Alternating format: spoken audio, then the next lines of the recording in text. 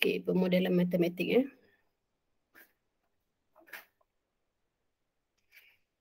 Okey, apakah itu pemodelan matematik ni? Okey, pemodelan matematik ialah proses membina model matematik. Okey, untuk tujuan ni kamu kena belajar bagaimana nak bina model matematik lah. Okey, dalam pemodelan matematik, masalah dunia sebenar diterjemah sebagai masalah matematik. Okey, kemudian anda akan menyelesaikan masalah matematik berkenaan dan mentafsir semula penyelesaiannya dalam konteks masalah dunia sebenar. Okey, kamu nak selesaikan masalah dunia sebenar sebagai masalah matematik. Okey, model matematik ialah satu perwakilan bagi satu sistem atau senario yang digunakan untuk memperoleh kefahaman secara kualitatif atau kuantitatif bagi masalah dunia sebenar serta meramalkan perlakuan masa depan. Okay, kita kena buat model matematik lah ni maksudnya ni. Kita tengok contoh lah ni. Okay, perhatikan masalah di bawah. Okay, di bandar A terdapat 40,000 orang penduduk. Diketahui 45% daripada penduduk di bandar itu memakan tabiat mengitar semula botol minuman plastik terpakai.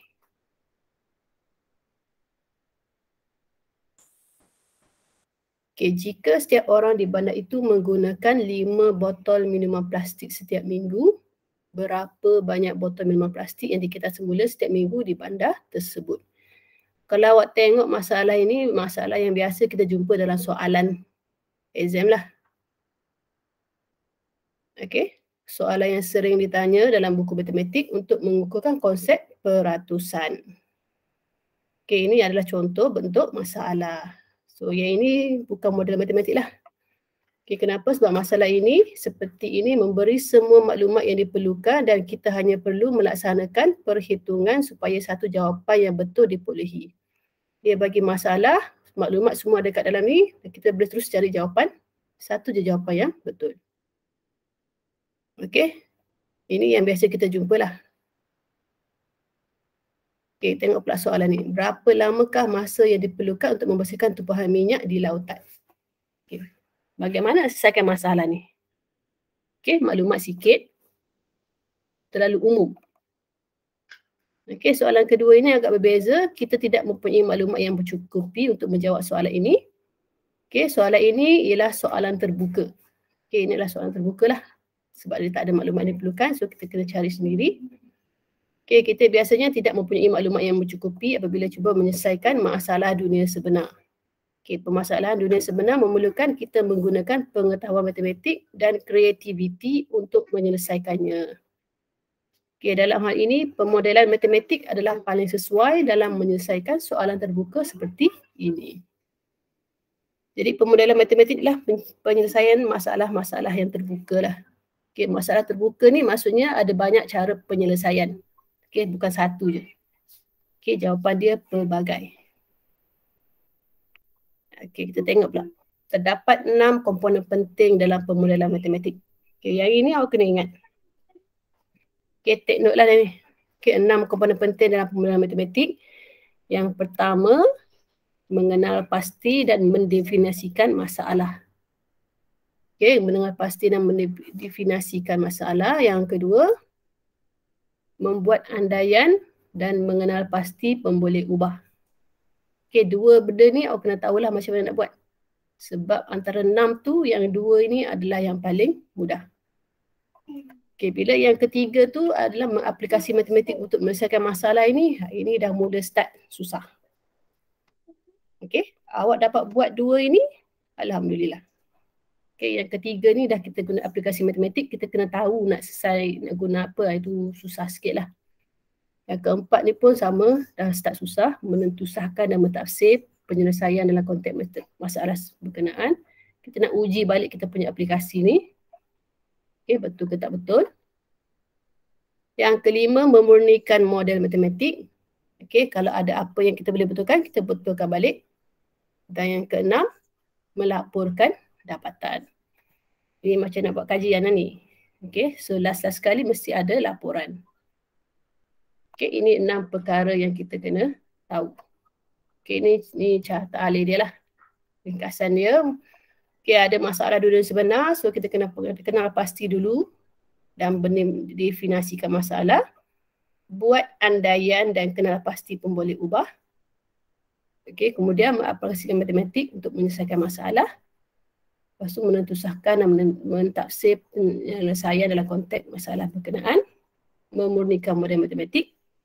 Okey, jika perlu ulang, kita ulang balik. Okey, kalau tak perlu, kita laporkan dapatan. Okey, ingat 6 benda itu. Kita tengok inilah satu contoh pemodelan matematik yang melibatkan semua komponen yang ke-6 tadilah. Okey, masalah dunia sebenar dia, pasaraya yang terletak jauh dari rumah anda mungkin menjual sekampit beras 10 kg. Dengan harga yang lebih rendah daripada pasaraya yang berdekatan dengan rumah anda. Adakah berbaloi jika anda memandu ke pasaraya yang terletak lebih jauh dari rumah untuk membeli 2 kampit beras 10 kg yang lebih murah? Okay, itu soalan dia.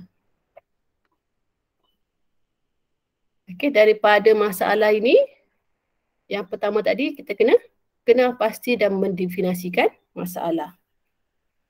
Apa maklumat dia bagi, apa masalah yang dia minta. Okay, so kalau kita tengok kat sini. Okay, yang pertama kita tahu, kita tak tahu dekat sini harga sekampit beras 10 kg dan kos petrol. Ini maklumat yang dia ada. Harga sekampit beras tu kita kena cari. Kos petrol tu berapa. Okay, kedudukan dua pasaraya yang jaraknya masing-masing dari rumah adalah berbeza. So, kita kena tentukan jarak dia. Lagi, apa lagi? Okay, cari maklumat yang berkaitan dari internet. Misalnya, harga sekampit beras 10 kg di 2 buah pasaraya berkenaan. Jarak setiap pasaraya dari rumah. Harga petrol semasa. Kadar penggunaan petrol, kereta dan sebagainya. Okay, ini maklumat kita kena pasti. Apa masalah kat sini lah. Yang tak lengkap kat sini kita catatkan. Okay, langkah kedua kemudian, membuat andaian. Okay, andaian dia, apa andaian dia supaya kita boleh kira tanpa masalah. Okay, andaian dia.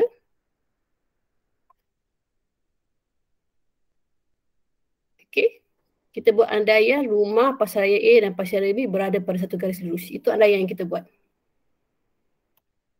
Okay, memandu kereta semasa ke pasaraya. Okay, dia pergi pasaraya dengan memandu kereta. Itu andaian yang kita buat. Okay, dan yang ketiga, membeli bilangan kampit dan cap beras yang sama di pasaraya A dan pasaraya B. Okay, andaian yang kita buat untuk selesaikan masalah ini, mesti yang pertama kita buat andaian, dia berada pada satu garis lurus. Okay, rumah pasaraya A, pasaraya B ni berada pada garis lurus. Okay, kita bawa kereta pergi pasaraya. Yang kedua, kita beli beras tu cap yang sama, saiz yang samalah. Okay, untuk perbandingan harga. Okay, lepas buat andaian, kita kena kenal pasti pemboleh ubah. Okay, mengenal pasti pemboleh ubah. Okay, masih lagi yang kedua lah ni. Membuat andaian dan mengenal pasti pemboleh ubah.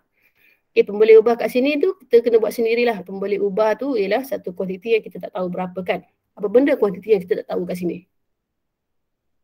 Apakah kuantiti yang kita tak tahu? Okay, kalau tengok yang kita tak tahu kat sini, okay, katakan. Okay, jarak antara pasaraya A dengan pasaraya B tak tahu. So, kita letaklah sebagai S. Yang kedua, harga sekampit beras 10 kg di pasaraya A pun kita tak tahu berapa. So, kita letaklah sebagai P1. Okay, letak apa-apa pun boleh. Ini contoh. Okay, P2, harga sekampit beras 10 kg di pasaraya B. Ini benda yang kita tak tahu. Okay, seterusnya, M. Kadar penggunaan petrol kereta dalam kilometer per liter. Okay, ini pun kita tak tahu berapa. So, kita letak sebagai M. Okey, kemudian bilangan kampit beras 10 kg yang akan dibeli pun kita tak pasti berapa. So, kita letak N. Berapa bilangan kampit beras yang dia nak beli. So, N. Harga petrol dalam RM per liter pun tak tahu. So, kita letak H. Kemudian S besar dia pula beza harga yang dibayar bagi membeli 10 kg di pasaraya B berbanding dengan pasaraya A. Itu beza dia. Berapa tak tahu. Dan juga T, beza kos petrol yang dibayar bagi perjalanan ke pasaraya B berbanding dengan pasaraya A. So kos petrol pun kita tak tahu berapa. Jadi ini adalah antara pemboleh ubah yang ada. Okey, soalan sebenar yang kalau soalan yang biasa keluar biasanya tak banyak macam ni. Ini sebenarnya contoh. Okey, contoh ni jadi dia akan ada banyak lah benda. Okey. Setakat ni boleh ikut?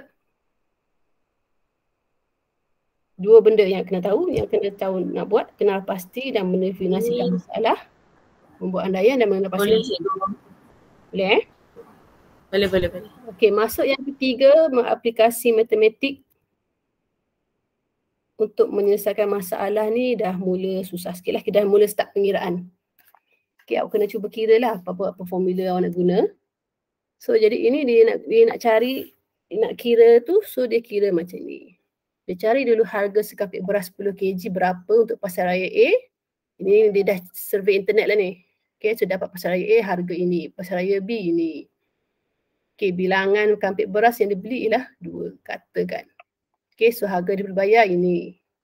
Pasaraya A ini, pasaraya B ini. So kalau kita tengok, beza harga pasaraya A dengan pasaraya B, RM3.92.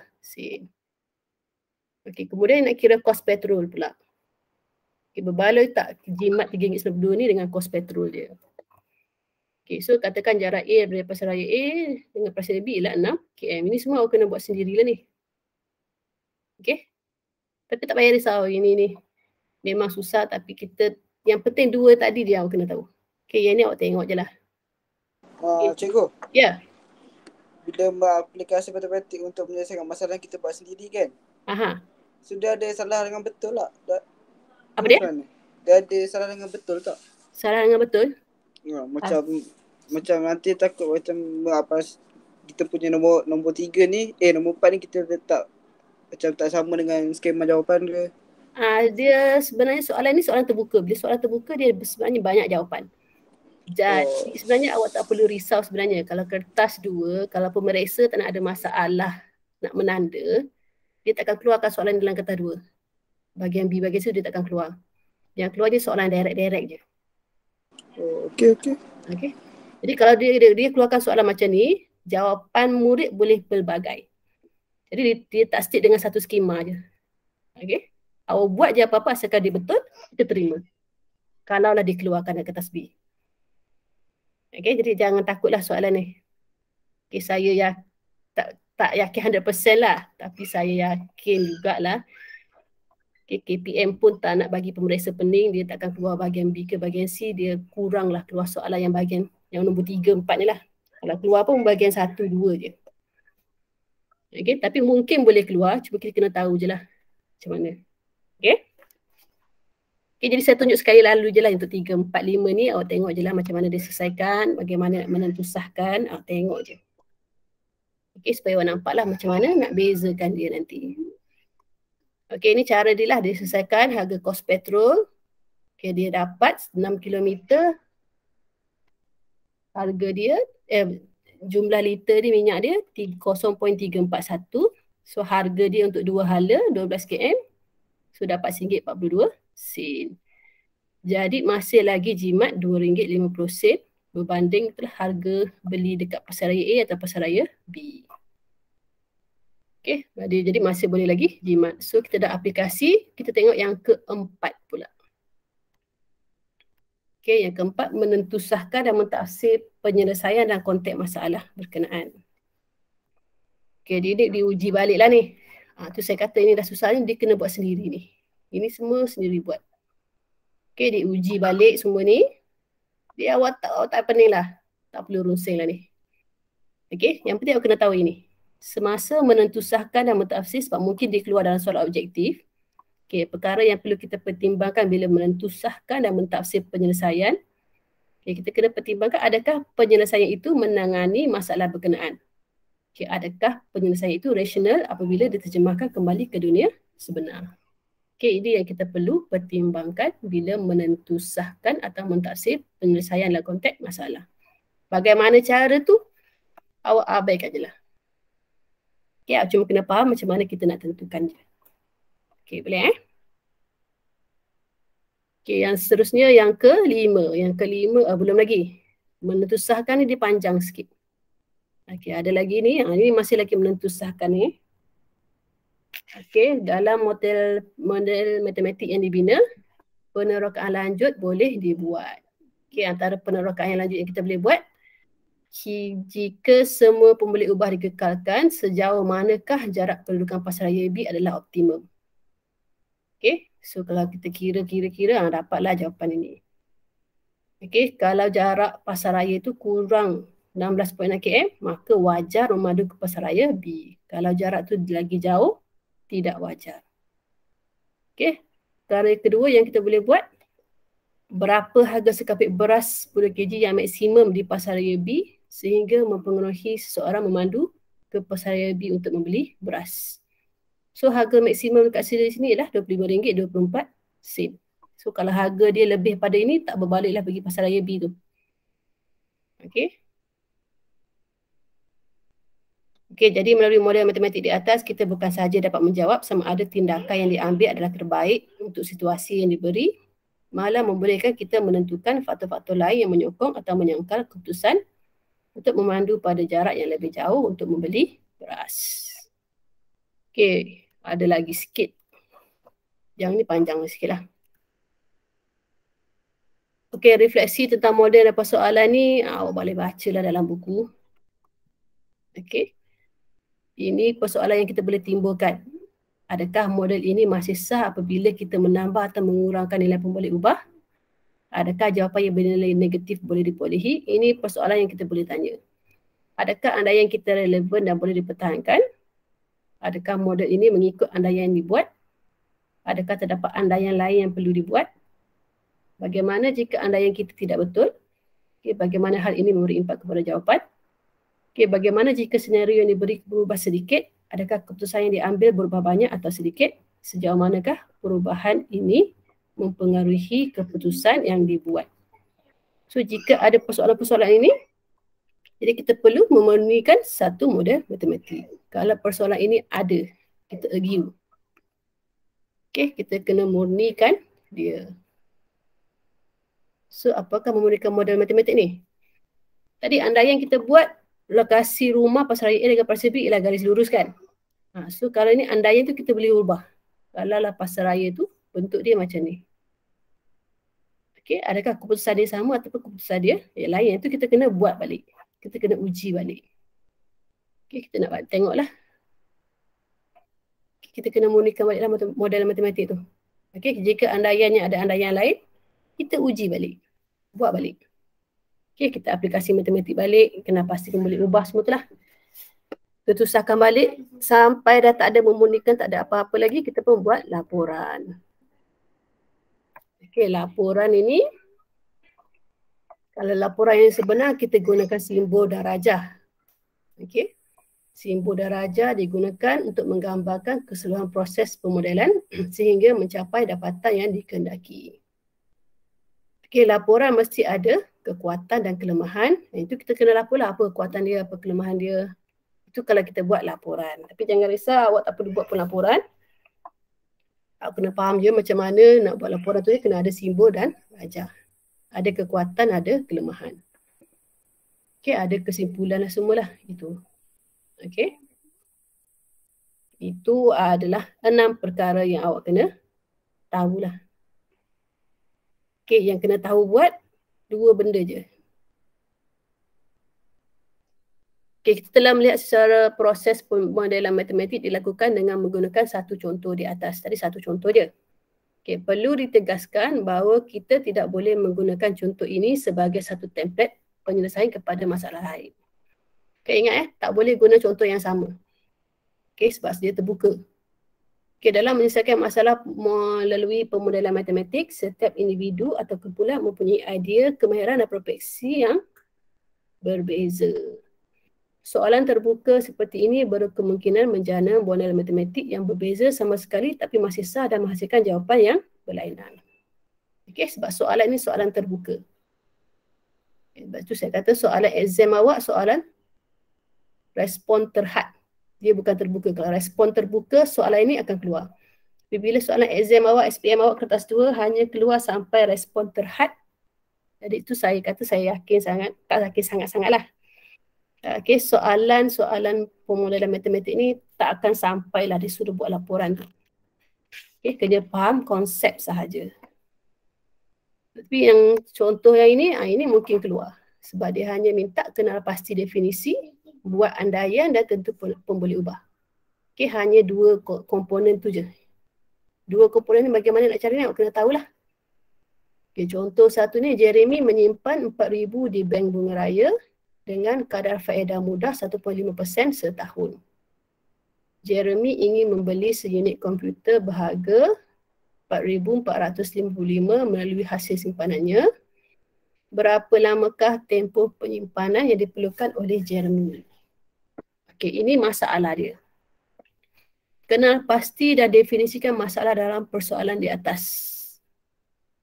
Okey, maklumat ini bagi dia nak simpan 4,000. Dia ada bagi kadar faedah. Okey, dia ada bagi harga komputer. Tapi kita tak tahu tempoh penyimpanan berapa. Okay, kalau kau tengok ni sebenarnya awak dah belajar masa form 3 ni. I sama dengan PRT tu. Okay, kita tengok dulu kenal pasti dan definisi masalah. Kelas. Sekejap saya buka kelas anak saya sekejap.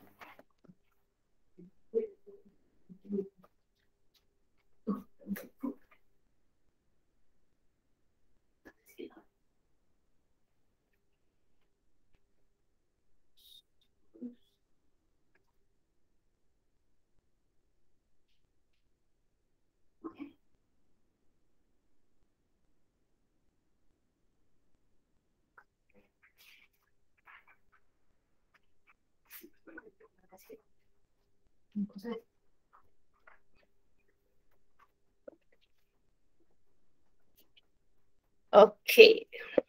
Okey, dalam masa ini kita mengetahui prinsipal dan kadar faedah. Kita tahu 1.5% setahun. Okey, faedah ialah amount yang Jeremy perlukan selain 4,000. 4,000 yang disimpan, so faedah dia berapa lama dia kena simpan supaya cukup nak beli harga komputer banyak ini. Jadi masalah kat sini kita tahu kita kena cari tempoh simpanan Jeremy di bank tu berapa. Okey, so ini soalan A. Tentukan andaian yang perlu dibuat dan kenal pasti pembeli ubah. Okey, andaian dekat sini. Andaian supaya kita tak berlaku masalah bila kita nak kira. Okey, andaian kat sini kita kena andaikan kadar faedah tidak berubah sepanjang tempoh. Okey, maksudnya 1.5% ni kekal. Sepanjang tempoh disimpan tu tak berubah. Tak akan berubah jadi 0.5 ke 2.5 ke 2 ke. Tak berubah. So kita andaikan kadar faedah tidak berubah sepanjang tempoh kita melakukan perhitungan faedah. Okey, jika tidak rumus ini, rumus yang kita belajar masa form 3 dulu ni, tak sah lah. Jadi kita nak guna rumus ni, jadi kita andaikan kadar faedah tidak berubah. Dan lagi satu andaian yang kita boleh buat, harga komputer ni tak berubah juga. Harga dia kekal 4,455. Okey, itu andaian yang kita perlu buat. Okey, pemboleh ubah pula, pemboleh ubah rumus ni lah. Pemboleh ubah yang terlibat ialah I untuk faedah, P untuk prinsipal, R untuk kadar faedah, dan T untuk masa dalam tahun. Jadi kalau soalan macam ni kita boleh jawab dah kalau nombor 3 masuk je dalam formula, kita dapat cari jawapan. Okey, tapi nak A dengan B, so ini tak ada masalah lah. Boleh Boleh? Boleh. Okey, so hari ni kita habis terus bab 8, habis terus. Okey, so yang seterusnya, okey, cuba awak try buat ini. Okey, latihan kendari 8.1A.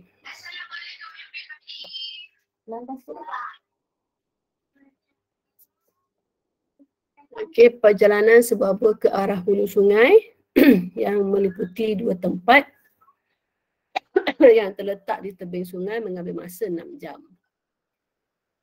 Okey, pergi ke arah hulu 6 jam. Perjalanan balik bot ke hilir sungai mengambil masa 5 jam. Pergi ke hilir 5 jam. Okey, jika kelajuan arus sungai ialah 2 km per jam, berapakah kelajuan bot di atas air tenang?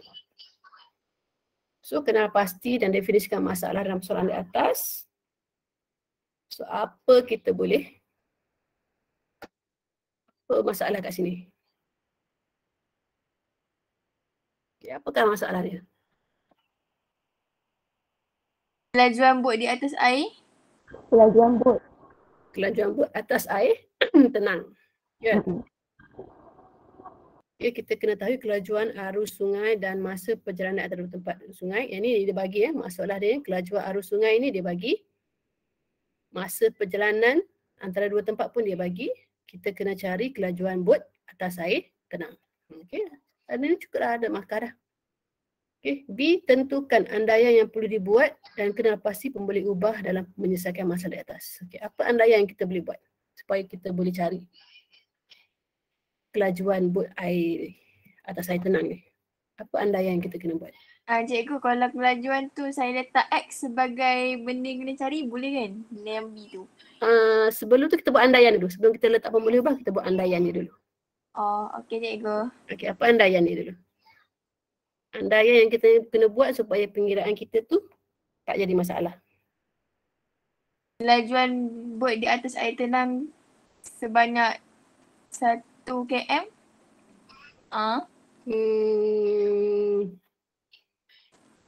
Ada jawapan lain?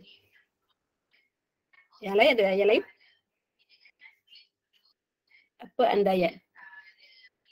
Supaya kelajuan tu tak terjejas. Apa yang menyebabkan arus tu laju? Kita kena tahu jugalah. Okey, saya akan bagilah jawapan dia ke sini. Andaian yang perlu dibuat. Okey, kelajuan arus sungai dan kelajuan bot tidak berubah sepanjang masa. So, kelajuan ni kita andaikan dia kekal. Okey, supaya kita boleh carilah jawapan dia. Kalau kelajuan arus tu berubah, tu kan jadi masalah pula. Jadi kita kena andaikan kelajuan arus sungai dan kelajuan bot tidak berubah sepanjang masa. Okey, bot tu sama je laju dia. Tak laju, tak slow, sama je. Ada lagi tak satu lagi andaian? Okey, satu lagi andaian kita boleh buat geseran lah ni. Okey, geseran antara permukaan bot dengan air sungai dari tangan angin yang boleh memberi kesan kepada kelajuan sebenar bot diabaikan. Okey, angin kuat. Okey, kesan geseran tu boleh memberi kesan pada kelajuan bot. Jadi kita abaikan supaya kita boleh guna laju yang sama. Okey, itu maksud andaian. Andaian supaya apa yang kita nak kira tu tak berubah. Okey, jadi pemboleh ubah kat sini apa dia? Apakah pemboleh ubah kat sini? Kalau letak X cikgu? Boleh, tak kisah. X sama dengan kelajuan bot di atas air. X sama dengan kelajuan bot. Okey dah, kelajuan bot. Okey, awak kata X tadi kan boleh. Tak ada masalah, guna X boleh tapi ini guna V. Okey, jadi kita kena tahu masa sebab ni kelaju dia ada masa kan. So masa perjalanan kena ada dan juga jarak. Okey, jarak pun mesti ada lah sebab nak kira laju ialah jarak bahagi masa kan. So laju, jarak dan masa. So itu pun boleh ubah yang kita kena tahulah. Okey, tengok dekat kelajuan. Bila nak kelajuan mesti ialah jarak bahagi masa. So laju, tadi awak kata X boleh, letak X pun boleh. Okey, kena ada pemboleh ubah untuk masa. Biasa masa kita letak T dan juga jarak ialah biasanya kita letak S lah. Nak letak huruf lain pun boleh asalkan awak nyatakan huruf tu untuk apa, huruf ni untuk apa, ni untuk apa. Okey, selesai. Okey, boleh Okey, so seterusnya bagaimana menyelesaikan masalah kehidupan sebenar melalui matematik. Yang ini awak kena tahu pola graf. Pola graf ada 3 jenis. Okey.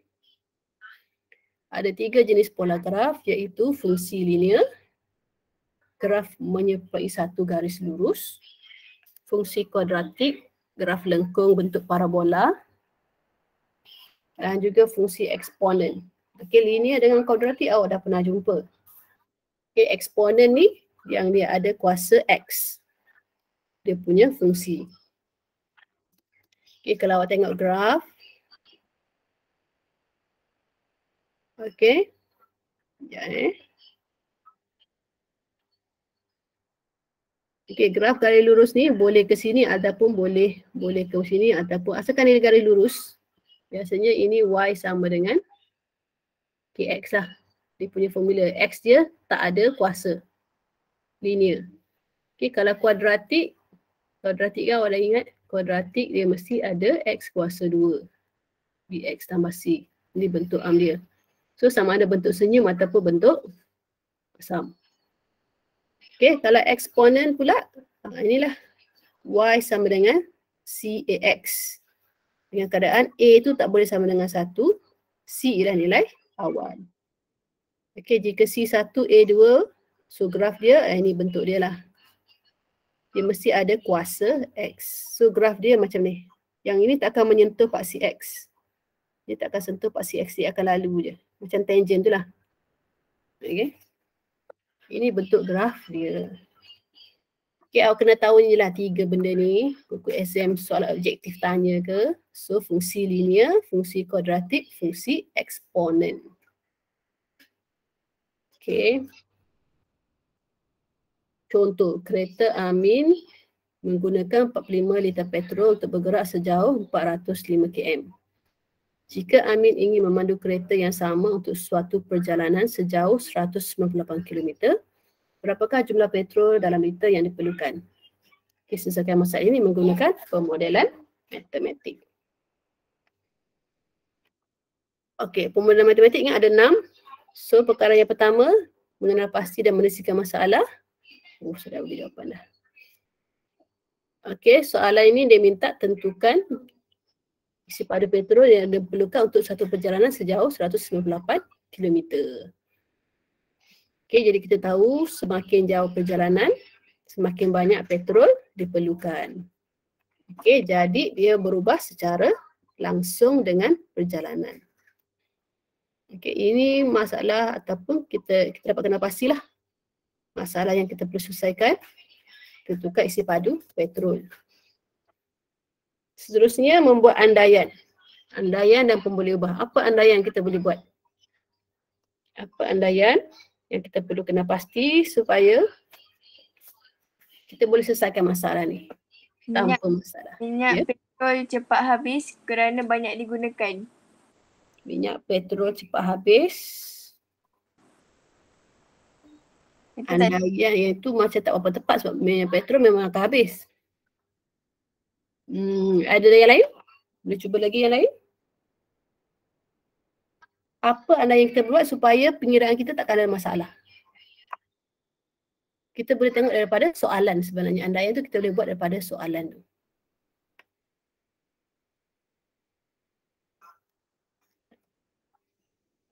Apa andaian yang kita boleh buat? Tak pasti. Okey, macam mana kita nak tahu kereta Amin menggunakan 45 petrol untuk bergerak sejauh 405 ni?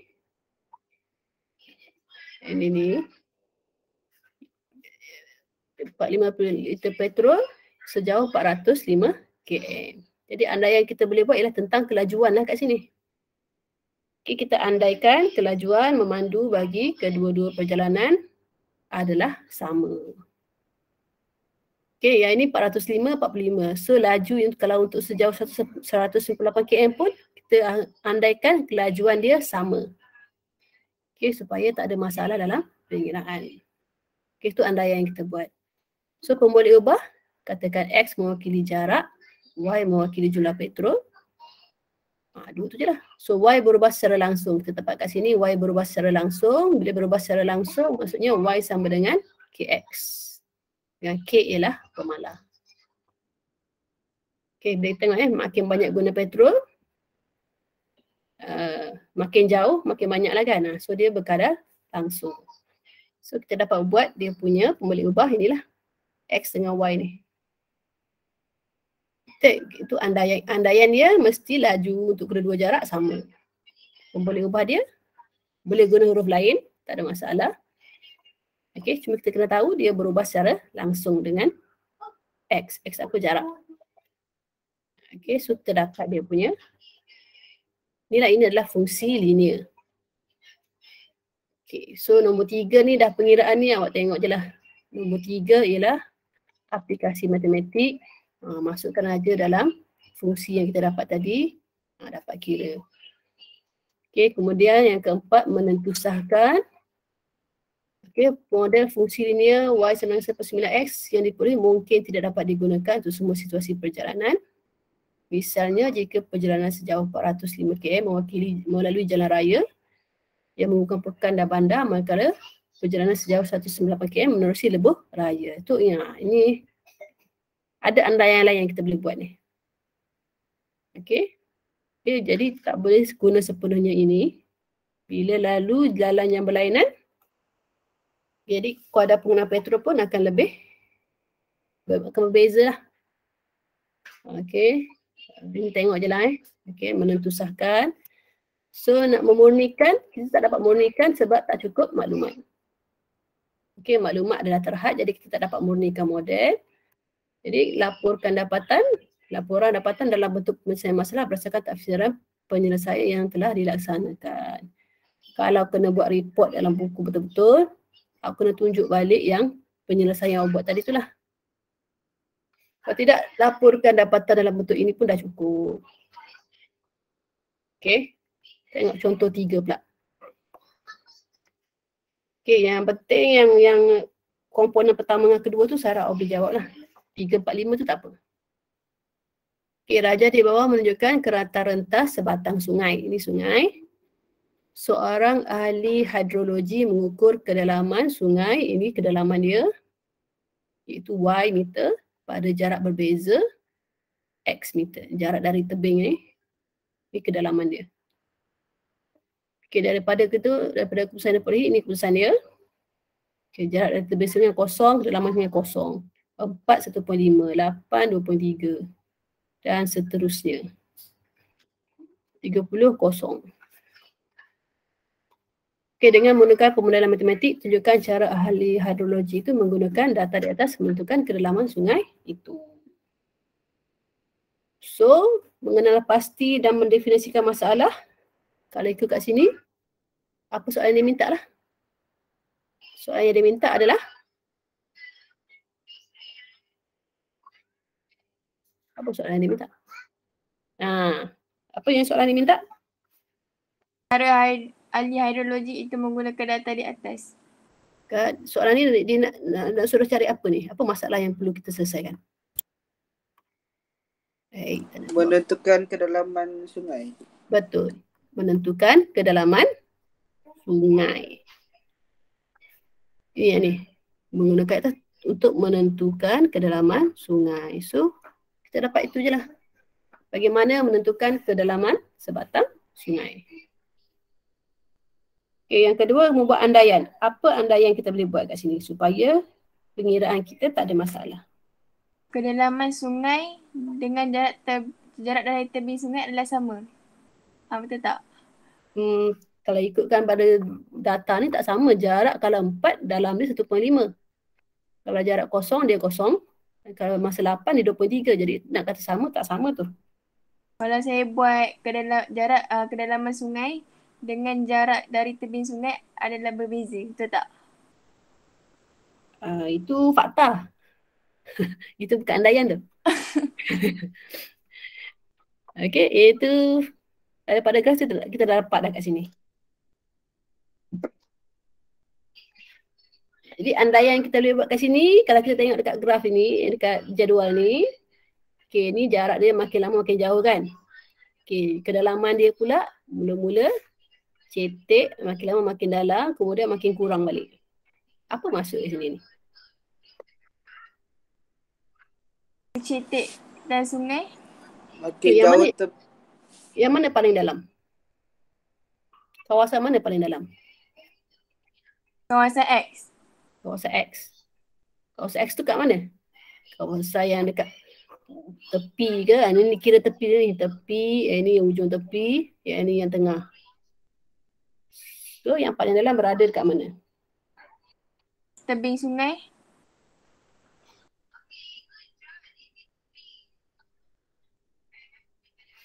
Okay, kalau kita tengok tebing sungai paling cetek kan, paling sikit. Makin tengah-tengah, makin jarak dia lagi tengah daripada tebing ni, makin dalam. So andaian kita boleh buat, andaikan sungai adalah paling dalam di bahagian tengah. Bahagian tengah dia paling dalam dan berkurangan sehingga kosong di bahagian tepi. Itu andaian kita boleh buatlah daripada jadual ni.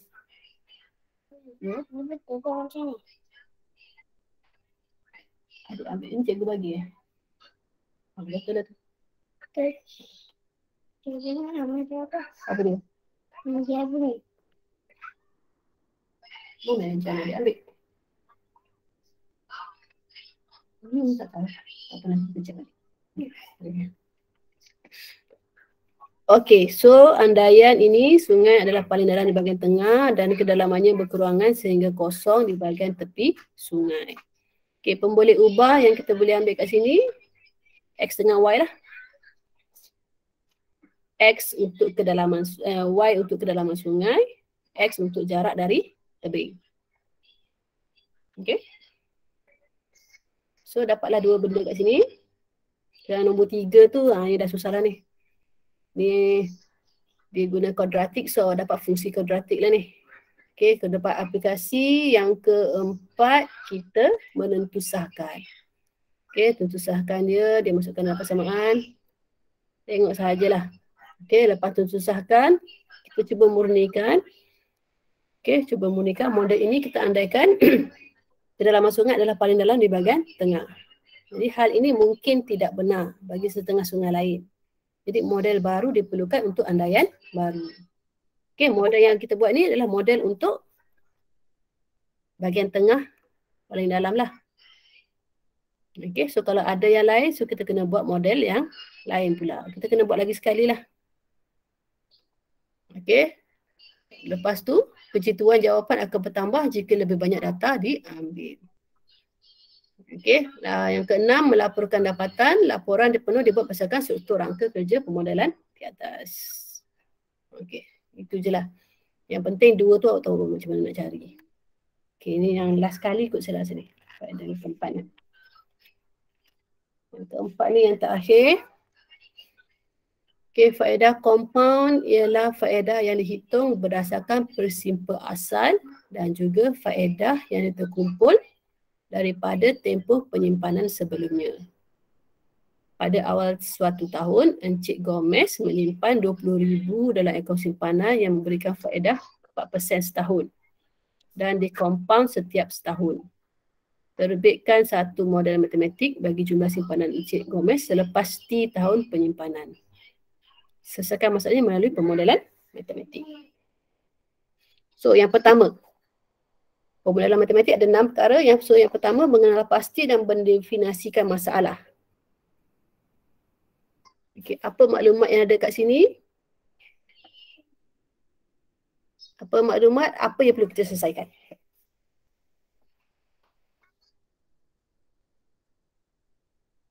Apa maklumat ada kat sini? Duit yang dikompaunkan setiap setahun. Apa? Duit yang dikompaunkan setiap setahun. Boleh diterima. Okey, cuba kata Encik Gomez dia berikan faedah compound dengan pengkompaunan sekali setahun. Okey, sekali setahun je compound dia buat. Okey, lagi apa lagi maklumat yang dia bagi? Kadar faedah tahunan adalah 4%. Betul, kadar faedah dia 4%. Lagi apa lagi?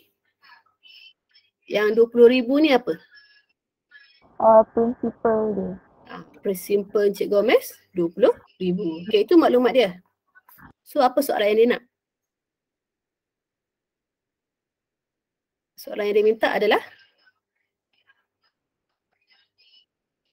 Tahun penyimpanan duit Encik Gomez tu. Ini kan disuruh terbitkan satu model matematik bagi jumlah simpanan Encik Gomez selepas T tahun penyimpanan. Okey, itulah. Okey, faedah kompaun dia pengumpanan sekali setahun. Prinsipal dia 20,000, kadar faedah dia 4%. So, soalan dia kena terbitkan satu model matematik untuk simpanan Cikgu Amis pada akhir tahun ketiga. Okey, andaian.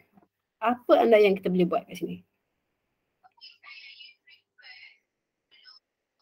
Apa yang perlu kita andaikan supaya dia punya faedah tu dengan tahun penyimpanan tu takkan berubah? Cikgu Gomez tak tambah ataupun tak keluarkan duit sepanjang tempoh penyimpanan tu.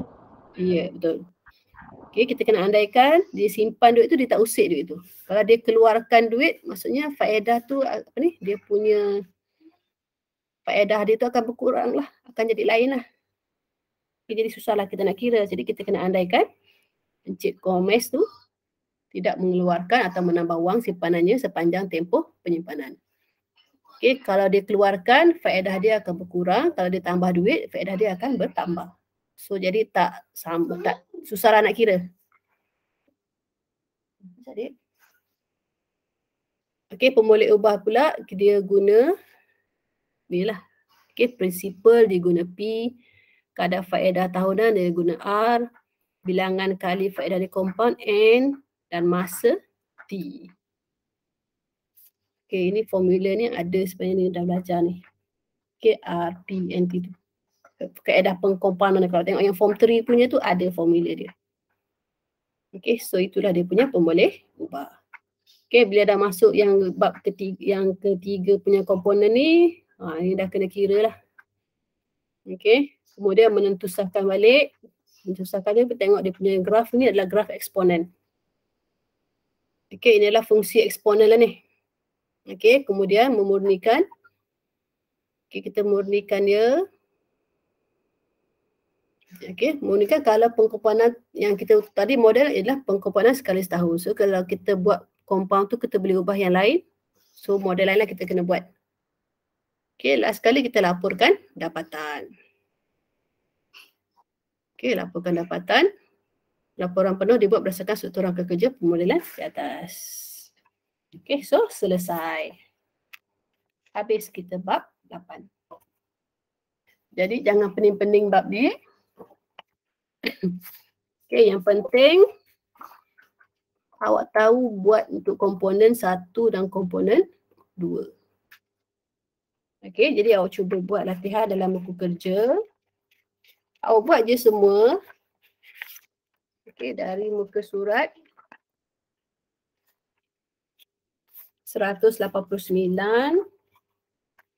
Okey, kalau tengok soalan nombor 2 tu 190 tu semua dia minta kenal pasti definisi masalah, andaian dan mengenal pasti pemboleh ubah. Okey, nombor 3 tu saya harap awak boleh jawab soalan A tu lah. A1, A2 tu awak boleh jawab. Okey, yang 3, 4, 5, 6 tu. Okey, kalau tak tahu tak apa, kita buat sama-sama hari Khamis nanti, hari Rabu. Sama juga dengan B, 1, 2 tu cuba buat. Yang nombor 3, 4, 5, 6 tu kita boleh buat sama-sama nanti. Okey. Okey, latihan pengukuhan tu bolehlah buat lain kali. Okey, yang penting yang ada pada depan tu siap. Okey, ada apa-apa soalan? Tak ada cikgu. Tak ada cuba buat dua komponen utama tu awak boleh buat. Okey, kalau tak ada kita nanti sampai sini je lah. Okey. Kalau tak dapat soalan boleh bersurai. Terima kasih cikgu. Okey, sama. Terima kasih cikgu. Sama.